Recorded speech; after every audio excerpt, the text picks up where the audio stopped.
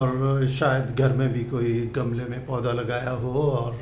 یا اگر کوئی زمین ہے آگے کچھ تھوڑی بہت گھر کے، تو اس میں کوئی پودے لگائے ہوں، یا اگر ایسا نہیں ہے تو آپ نے کسی مالی کو یہ کام کرتے ہوئے باغ میں دیکھا ہو،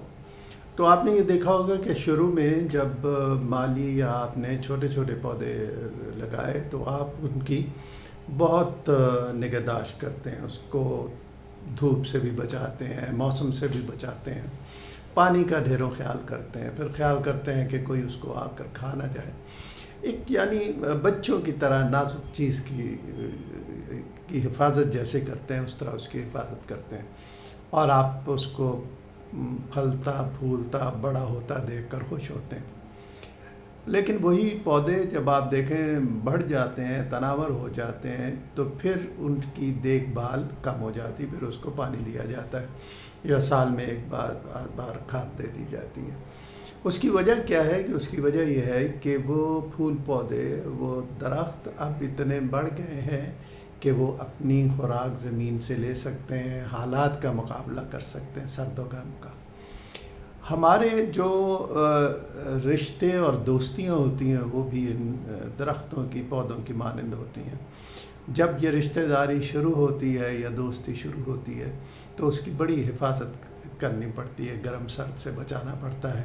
کیونکہ ابھی مزاج آشنا نہیں ہوتے ہیں، لہٰذا چھوٹی چھوٹی باتیں بری لگ سکتی ہیں۔ لہٰذا ہمیں اس وقت یہ کوشش کرنی چاہیے کہ کوئی ایسی بات نہ ہو جائے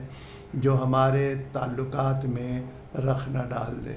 اگر کوئی آ کر ایک دوسرے کی بات ہمیں بتاتا ہے تو بہتر یہ ہے کہ اس پہ اعتبار کرنے کے بجائے ہم جس کے بارے میں کہا گیا ہے اس سے جا کر معلومات لے لیں۔ تو چھوٹی چھوٹی سی باتوں کا ہمیں خیال کرنا پڑے، دیکھ بھال کرنی پڑے گی، نگہداشت کرنی پڑے گی،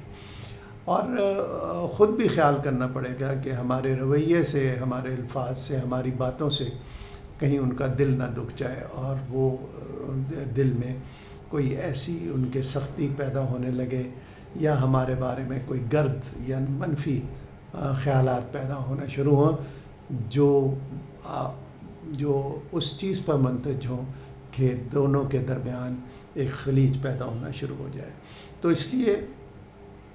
دوستی اور رشتے کو شروع میں بہت احتیاط کے ساتھ پروان چڑھانا پڑتا ہے، دیکھ بھال کرنی پڑتی ہے، برداشت کرنی پڑتی ہے، دکھ سکھ میں ساتھ رہنا پڑتا ہے تاکہ ہم ایک دوسرے کے پورے اعتماد ساتھی بن جائیں اور ہم ایک دوسرے کے مزاج آشنا بن جائیں۔ جب ایک بار دوستی رشتہ داری کا پودا تناور ہو جاتا ہے تو پھر اس کو زیادہ دیکھ بھال کی ضرورت نہیں ہے، کیونکہ طرفین ایک دوسرے کو اچھی طرح جان چکے ہوتے ہیں۔